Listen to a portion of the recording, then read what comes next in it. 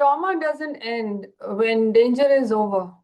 It ends when the body and the soul finally feel safe. What happens when trauma doesn't break your heart, but quietly shakes your relationship with your own soul?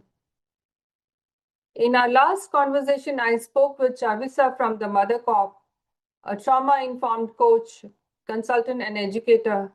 And today we are talking to her again, but taking the conversation to a deeper level into spirituality and trauma, what it means to heal at the soul level. Let's learn. Hello, Chavisa. Lovely to see you again.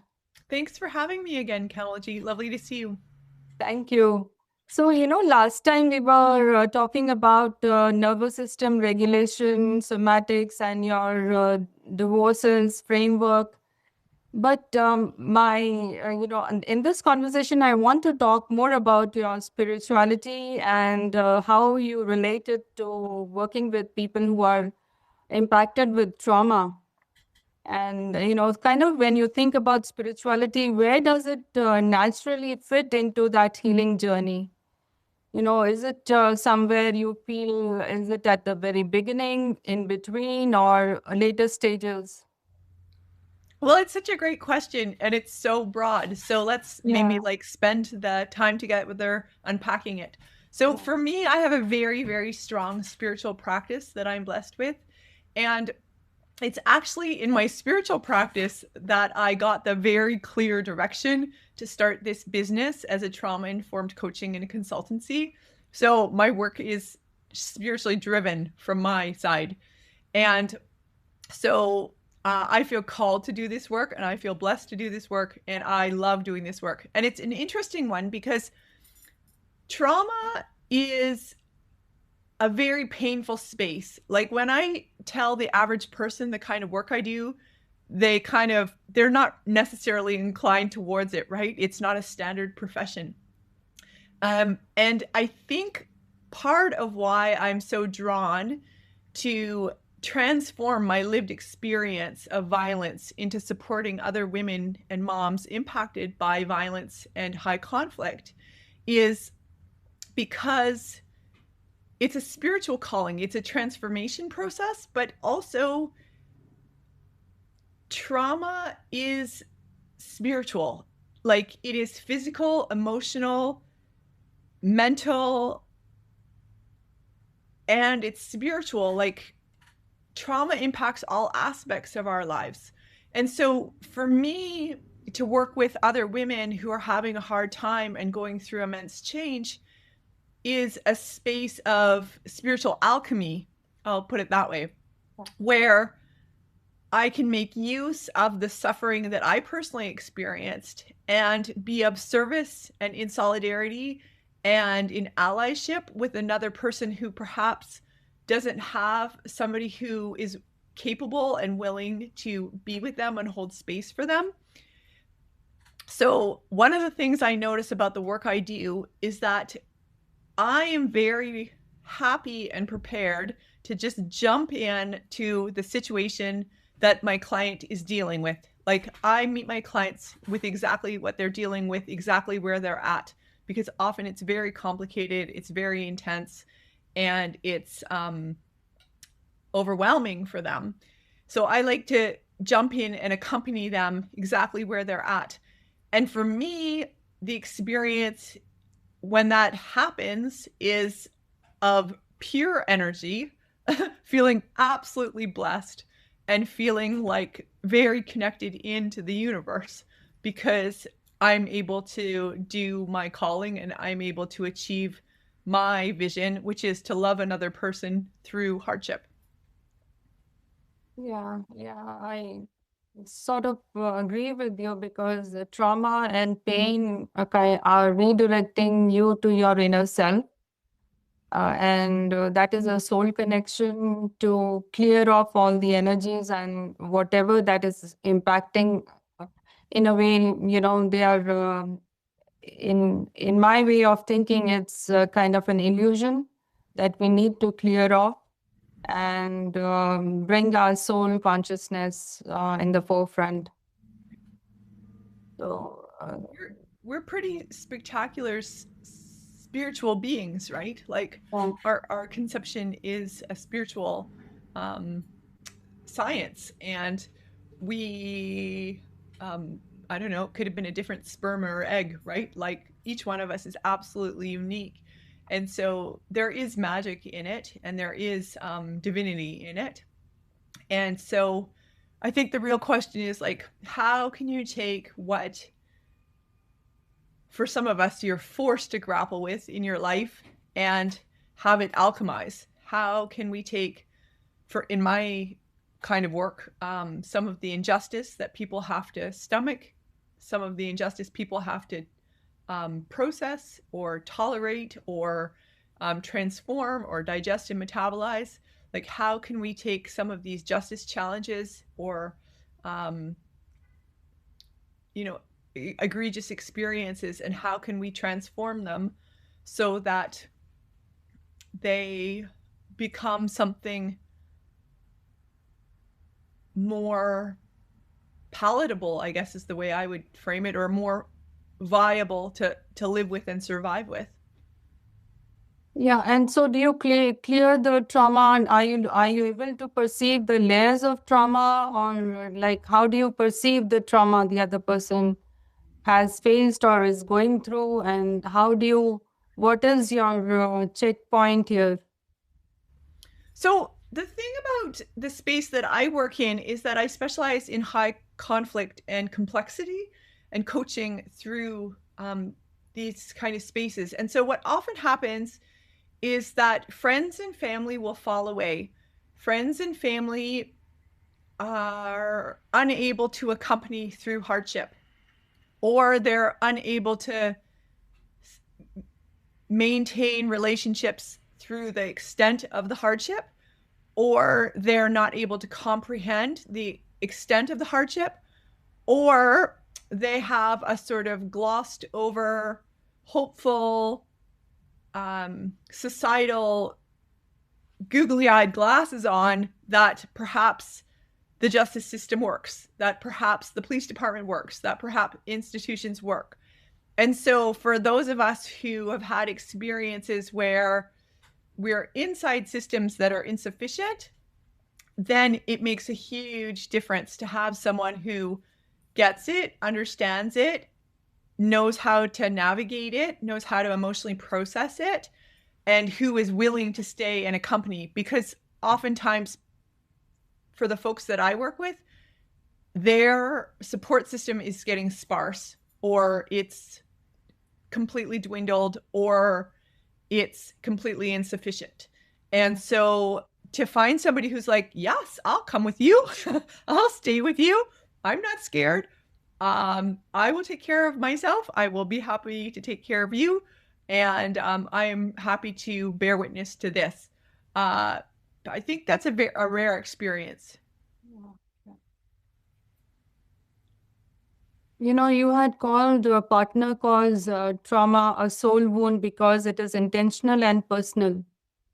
So, what is spiritual injury, in case, when we are talking about betrayal, and what helps it be repaired without forcing forgiveness? It's not easy for a person to forgive. And when we are talking about dealing with trauma, uh, there is impact, and spiritually, forgiveness is a very important factor. You need to be connected to yourself and the other person also, and forgive, because there is pain, and pain spiritually, if we think, it's both ways. If I look at the way I think, it impacts both the people.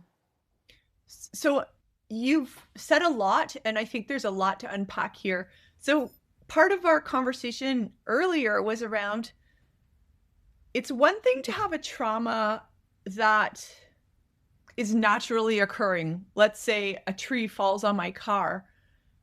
Okay, tree limbs fall. That's how gravity works. And it's another in my area where I specialize in working with people who've had the experience or are having the experience of gender-based violence, hidden abuse, financial abuse, post-separation abuse, coercive control. It's a totally different, to my mind, a totally different kind of trauma when it's intentionally caused, when another human intentionally targets a person and aims to harm them. And so the reverberation is different. It's like eventually I can come to understand that a tree limb falls. It wasn't intentional. The tree didn't select my car. It's just what happened. That's how gravity went down. But when another person intentionally harms a person, this is a different kind of rupture and a different kind of resonant harm. And this is the area that I tend to work in. So I just want to unpack that space. So the wounds are different, right? Because there's a lot more to unpack. And I think for people who have been intentionally harmed, it's a real rupture of trust and safety, right? Because then it's like, who can you trust? Who can you feel safe with? Who is going to not cause harm, right? So there's a lot of reflexivity and a lot of questioning and a lot of discomfort and unknown. But I would say, and I've heard this spoken about, which I absolutely loved, is in the terrain of forgiveness. On some occasions, forgiveness is a good space to aim towards.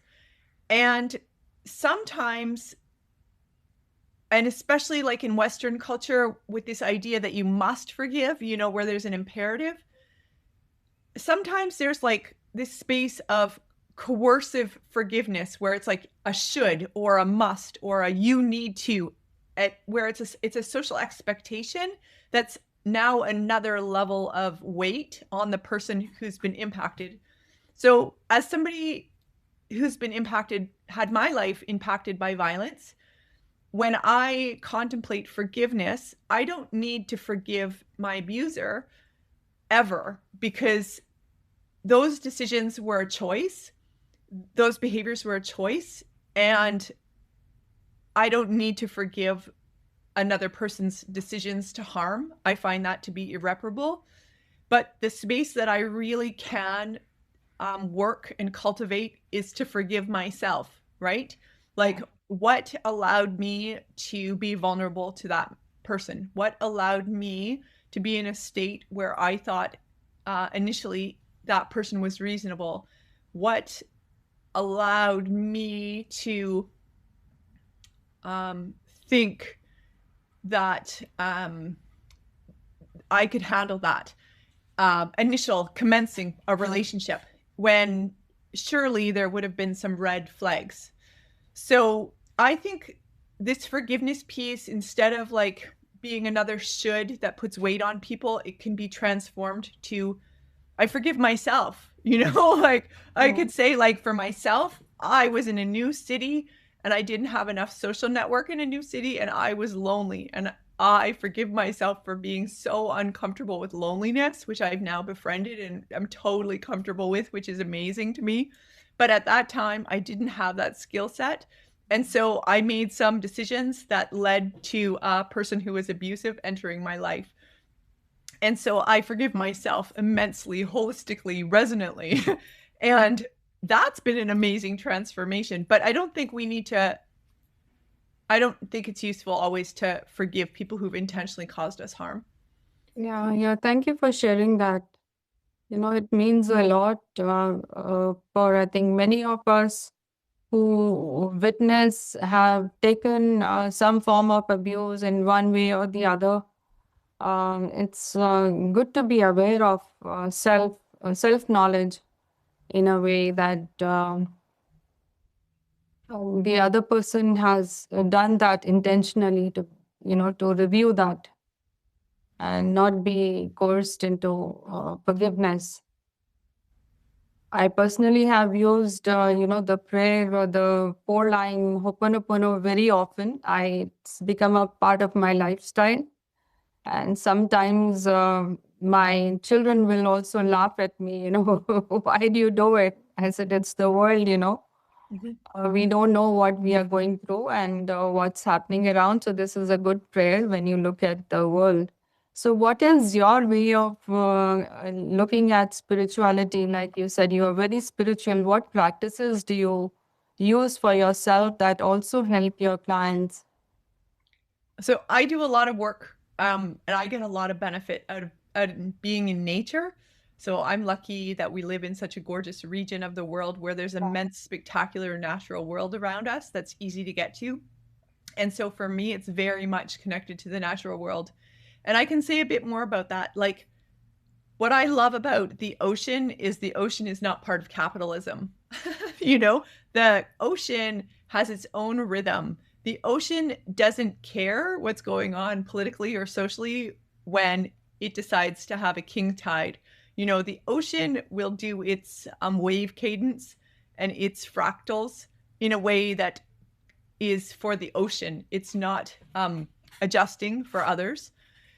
So I think I take a lot of beauty and connection from the ocean. I also think like the sound of water is like so healing for our systems because we're water beings, you know, we used to float in our mom's embryonic fluid. So we're water beings. And so to hear water is very, very healing. And I always think about it as a brain massage, just to hear the sound of water moving and that fluidity and smoothness. So I think there's a lot of spaces in nature, but I will say this for people, for women who've experienced system insufficiency, who've experienced system inadequacy, who've experienced system failure to protect their safety, wellness, the wellness of them and their children. If you can't tap in to systems as a site of belief anymore because you've experienced system failure, then where do you go, right? Like, how do you spiritually look after yourself? And that's where I think the natural world is so relieving because it's not a human built system. It's divinely clever, you know, like nobody went and programmed the leaves to change color or the leaves to fall off or the leaves to start. This system is seamless. There's no forms, there's no lineups, and it's happening miraculously in this fluid way all around us. And we are the beneficiaries of being alive with it. Yeah, yeah, that's very well said. I still have a client. I'm supporting her through the work I do. Um, and this is very useful that you have just mentioned. You know, it is. We are also we also think about interconnectedness, even if we are thinking about life in general, life with nature, fauna, flora, humanity, you know, and at the same time, we need to take care of our own boundaries. We need to set up some boundaries with people. Like even there are some wild forests, you don't want to go there. I think that's one big check mark.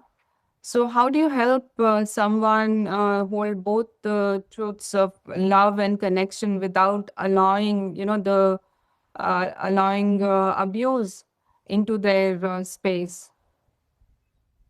It's a tricky one. Yeah. You know, it's a tricky one, especially in a long-standing relationship where you're trying to establish new ways of being. You know, it takes two people to interact and mutual desire for change, right?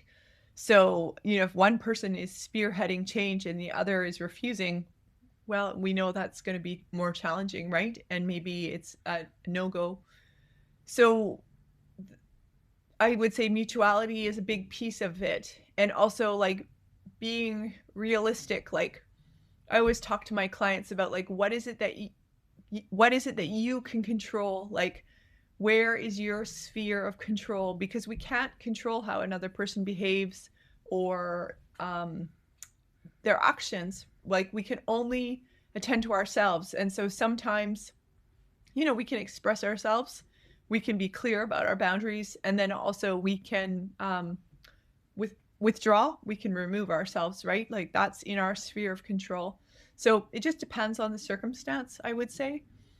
And but I think the other thing is around that's part of why I've started doing work around identifying red flags, because so often for women we're enculturated to be really permissive and really agreeable and sweep things under the carpet. And so I always like to do my work evidence-based and holistic. And so there's a number of bodies of research evidence that I've triangulated and put together a new course on identifying red flags. And so that's amazing for young women and older women who are contemplating or interested in dating again or having another relationship where we don't want to repeat the same kind of situation we've come out of. And so how to identify the early signifiers in behavior that are indicative of problems to come. And like the research shows this, certain behaviors, certain frequency of behaviors, they know in 6 months from now there's going to be violence, there's going to be abuse. And so if we can get really clear early on about what those things to watch for are, then we can avoid those problems, you know? And isn't that the best thing? It's like, don't steer your boat into a storm. Steer your boat to calm water. Yeah. True. So again, this is in continuation what you just said, maybe elaborating a little bit more on that. So what are the most common ways spirituality gets misused? In certain, one can say, abusive dynamics, like guilt, duty, and, in our Eastern philosophies, we are talking a lot about karmic retribution, karmic talk, or, thinking about being more compassionate. How can survivors reclaim their spiritual autonomy? Well, I would say we are spiritual beings, so we do have our spiritual autonomy at all times, because nobody can take your personhood from you. So that's part of who we are, spiritual. In fact, that's our commencing space. And then I know when the world gets very busy, it's easy to forget that aspect of ourselves. And then in terms of spiritual spaces,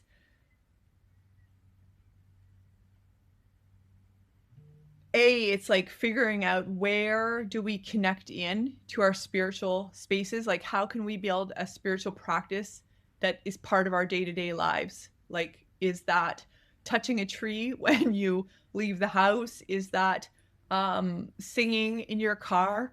Is that doing prayers in the morning? Is that like, is that going for a walk in the afternoon? Like, how do we build in spiritual practice into the fundamental core of our lives so that we experience like an active spiritual engagement? Very well said. I remembered many years ago where I was staying, there were two across the road, across our apartment. There were two spruce trees growing very close to each other. And the first thing in the morning, if when I would go in, in the balcony, was I would see those trees and I simply would love watching them and would talk to them. And I never went there, because they were across apartments, but yet they caught my attention at all times. And even now I talk to them. And sometimes I would say, you're watching everything. I wonder what you have got to say. you know, it was so interesting. Well, I mean, it's the same thing. Like, I talk to the plants. My house is full of plants. Yeah. And, I tell the water that I'm preparing the water to feed the plants. I let the plants know the water's coming. I'm giving you this with love. Just, we can affirm love wherever we are with what we're doing, right? When I serve my child breakfast, I can affirm that it's an act of love. When I scrub out my bathroom sink, I'm taking care of myself. When I scrub out my bathtub, I'm taking care of myself because I'm the beneficiary.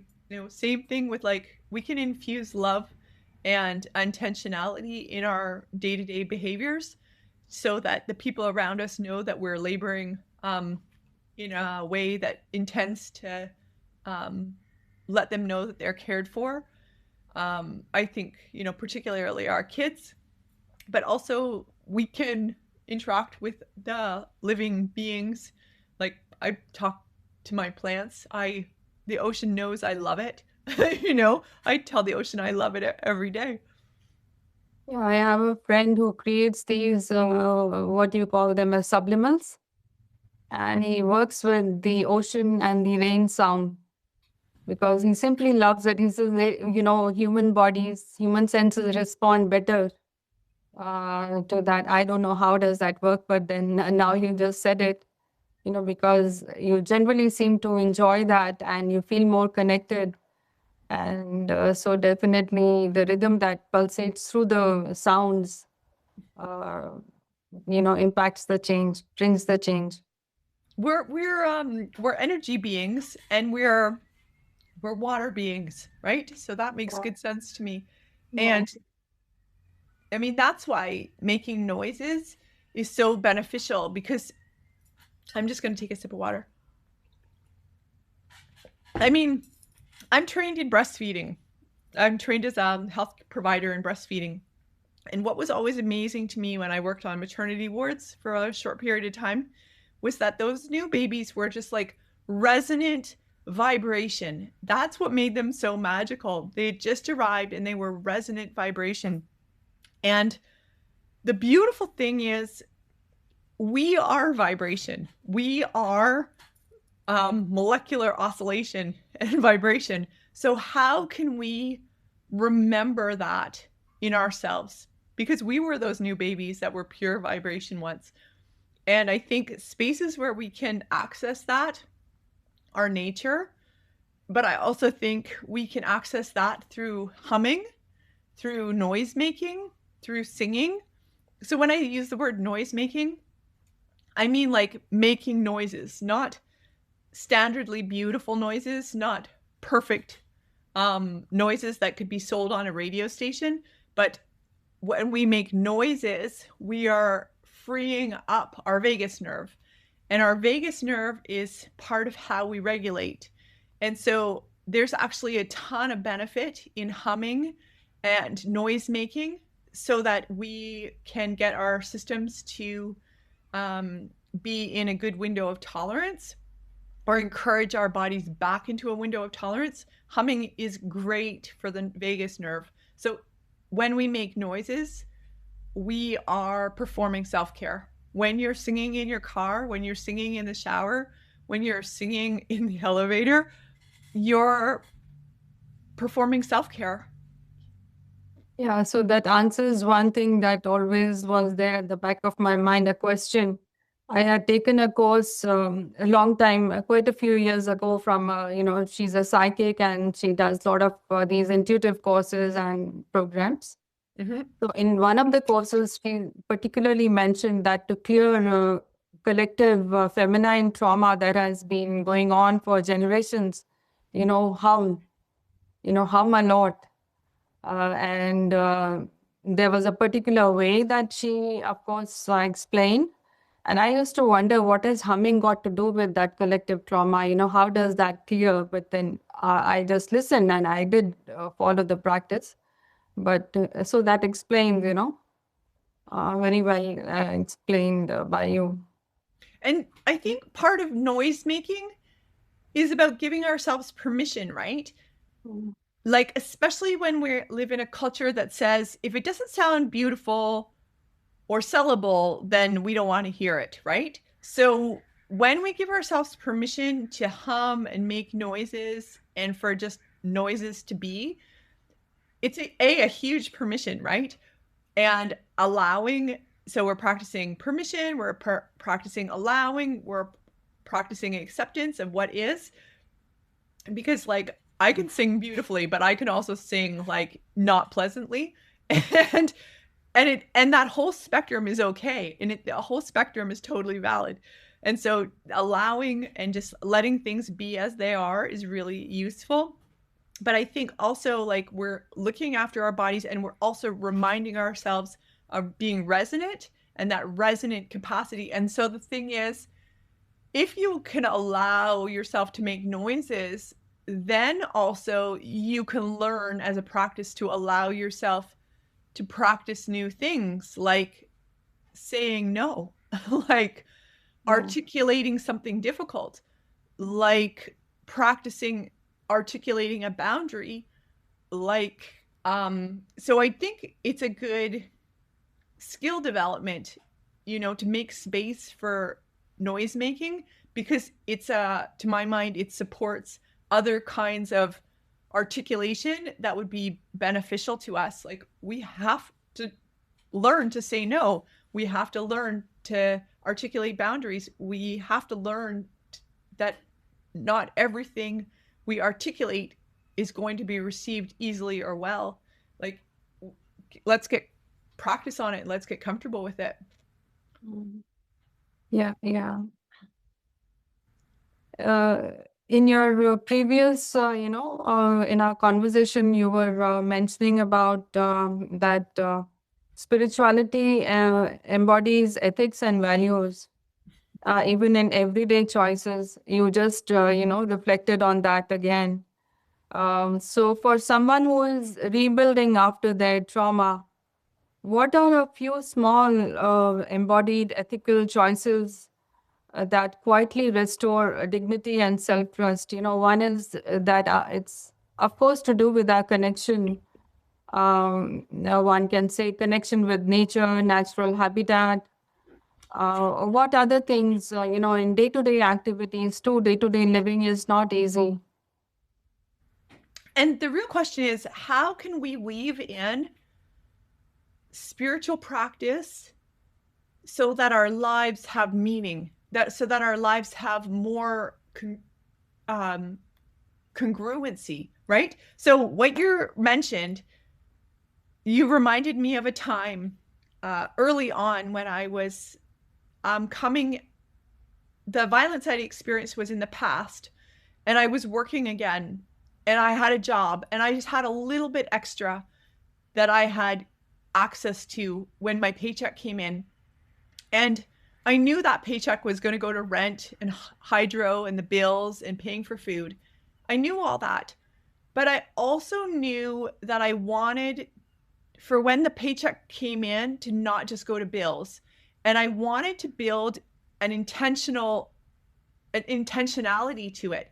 And so at that time, what I did is, I think I devised off something like 2% or like 4 or 6%, something really small and functional. And I decided that I would do a regular donation. For my case, I did it to a women's shelter who protected women experiencing violence. And it was like, it wasn't a substantive amount of money, right? Like $36 or something. And it probably, for the organization that received the money, they're like, oh, $36. Like, what is it going to buy, right?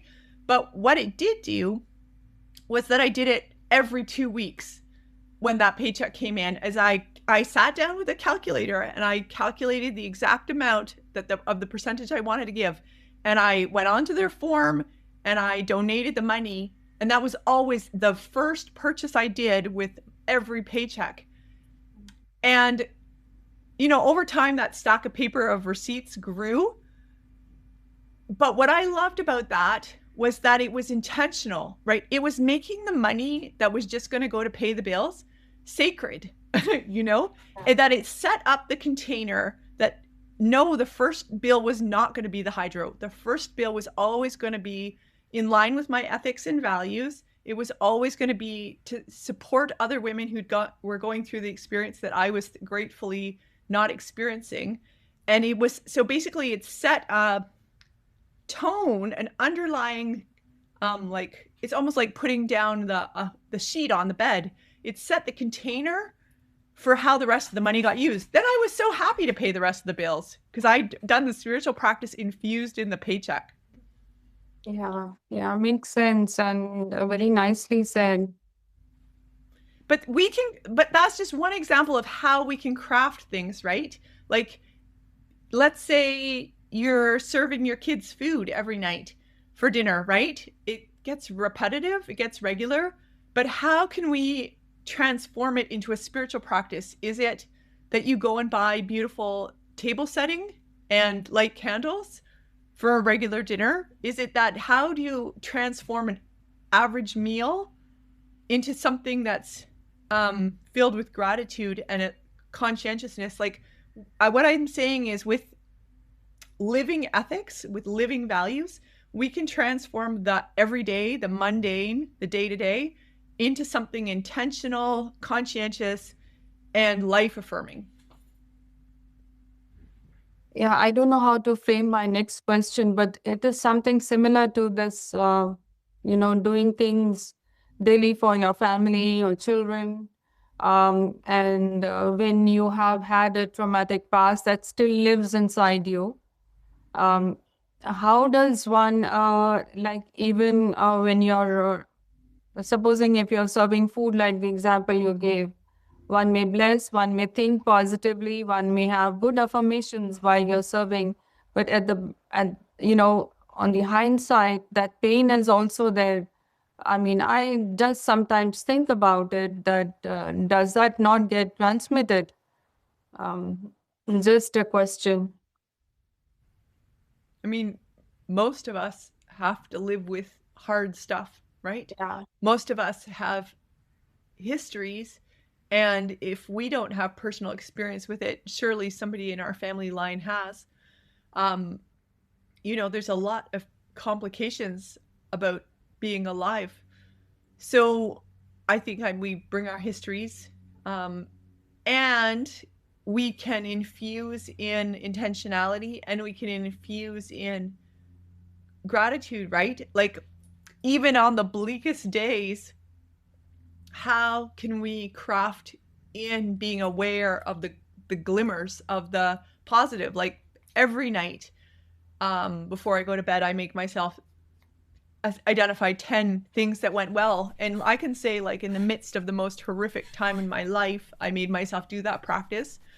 And even if what you identify is that you have plumbing as your gratitude, that your toilet flushes, that there's water coming out of your shower, that the sink works, like, we're blessed with that stuff. 150 years ago, they didn't necessarily have that. Even 50 years ago, for some folks, didn't have that stuff.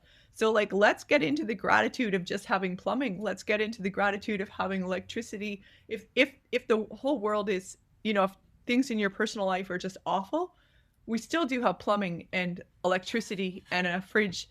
And so we are blessed with resources of this day and age on earth. Yeah, yeah. Even First Nations reserves are still suffering. We listen to that and it's very painful. I mean, when I hear that news, I say, what's happening?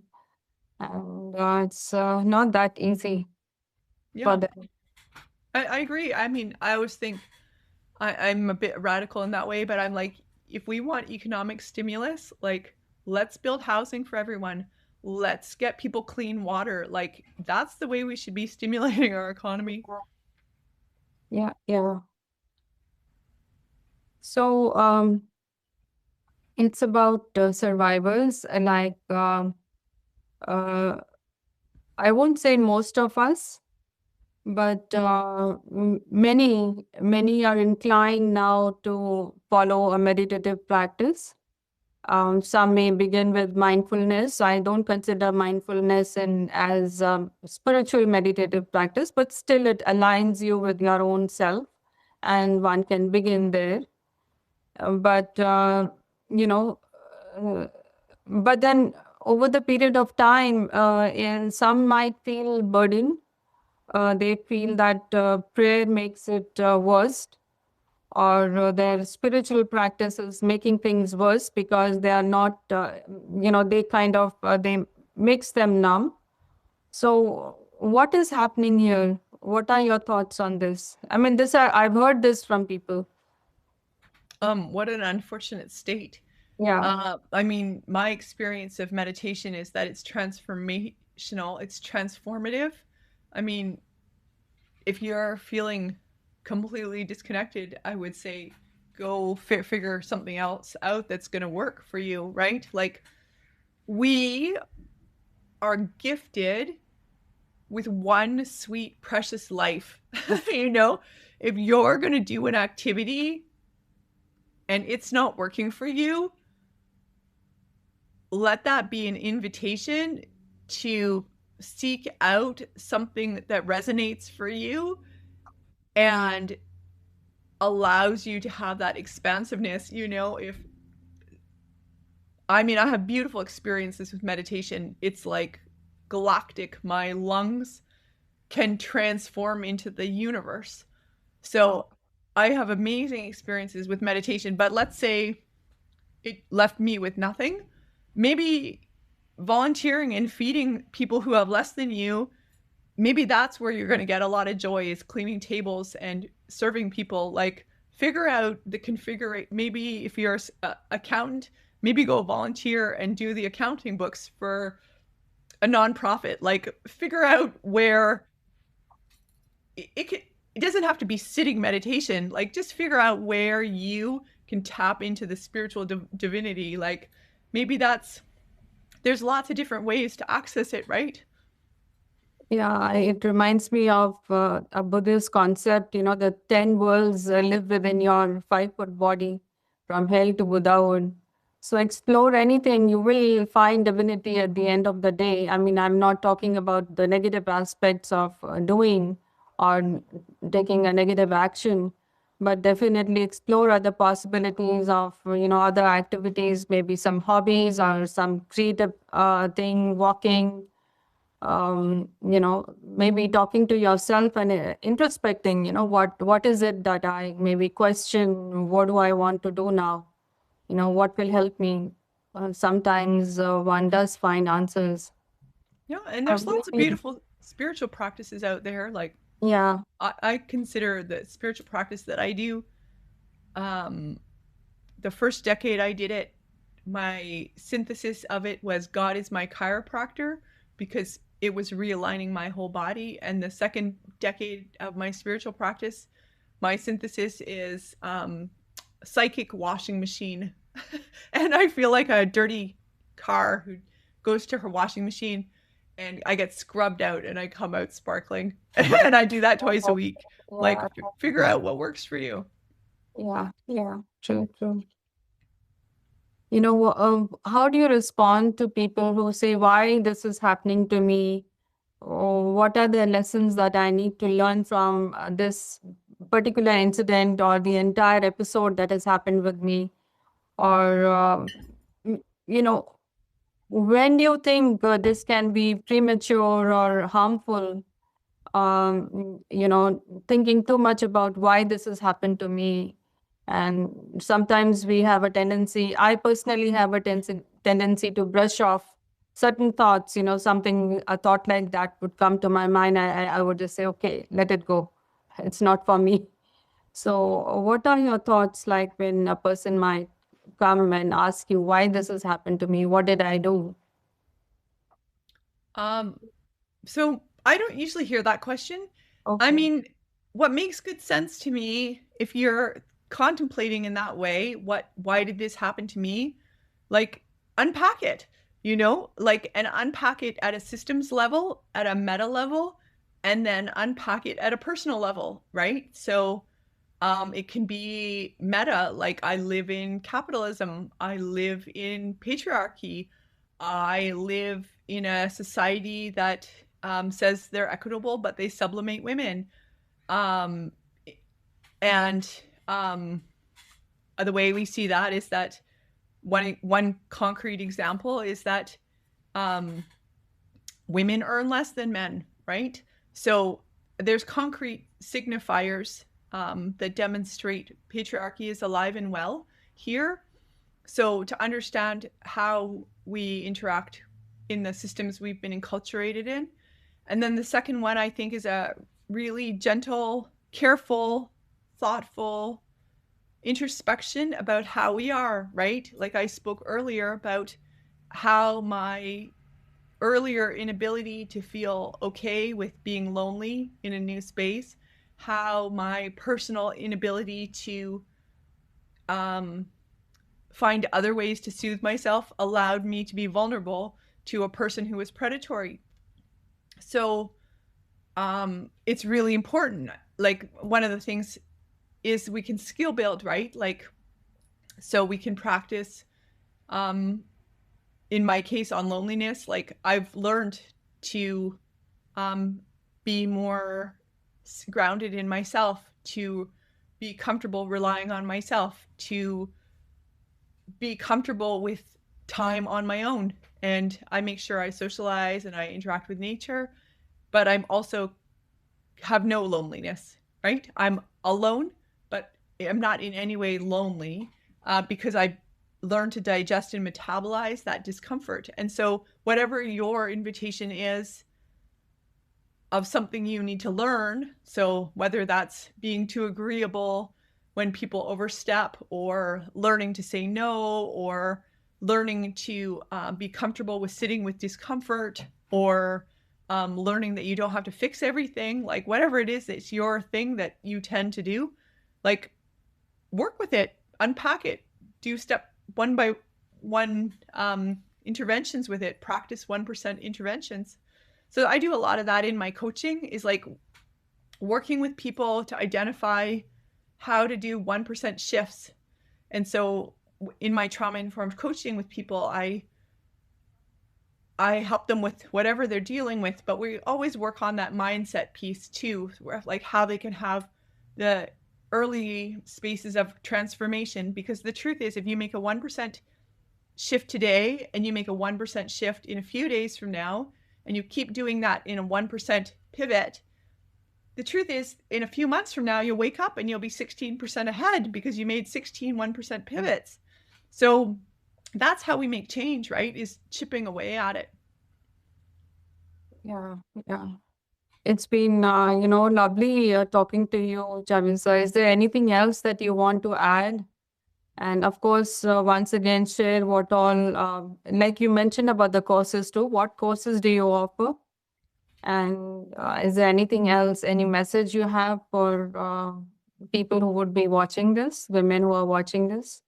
So I own the Mother Corp, and I serve as a trauma-informed coaching consultant for individuals. For women, I offer one-on-one trauma-informed, personalized, confidential coaching. And you are welcome to reach out to me at themothercorp.com. I offer a free consultation call, and I'd be most happy to speak with you. I always want to speak with people to just ensure that I can indeed help them. If I can't, I let them know immediately. And if I can, I'll let them know immediately too, because I always want to make sure that it's meaningful for the people that I work with. And so I'm always available in that regard. I work virtually, and I tend to onboard people pretty quickly because I know by the time they found me that they've probably been seeking support for quite some time. So I think in the last few months, I onboarded somebody within an hour, like they call and they can get it all sorted out and start, because I know people benefit from loving support. So my door is always open in that regard. And I'm really interested in supporting women so that they don't have abusive relationships. So I put together a course on red flags, and that's on my website on the menu. And so my website is www.themothercorp.com. So it's www.themothercorp.com, the Mother Corporation. And there's a red flags course. The price is super low. It's on the first Monday of every month. And that is purely to safeguard women and get women skills so that they can safeguard themselves. Yeah. Thank you so much. It was lovely talking to you, and I'll put all the information in the description box as well. Yeah, and I look forward to your and further conversations with you, perhaps another time, more on the courses that you offer, or if there's something new that you decide by then, what new program you want to offer. Beautiful. Thank you, Kamaljit. I always love talking to you. You have such a beautiful resonant quality of like you can just feel that nice big energy when I talk to you, and I feel so blessed interacting with you. So thank you for having me. I'm grateful. I'm grateful, Chavisa. Thank you. All right, take good care of yourself. Be well.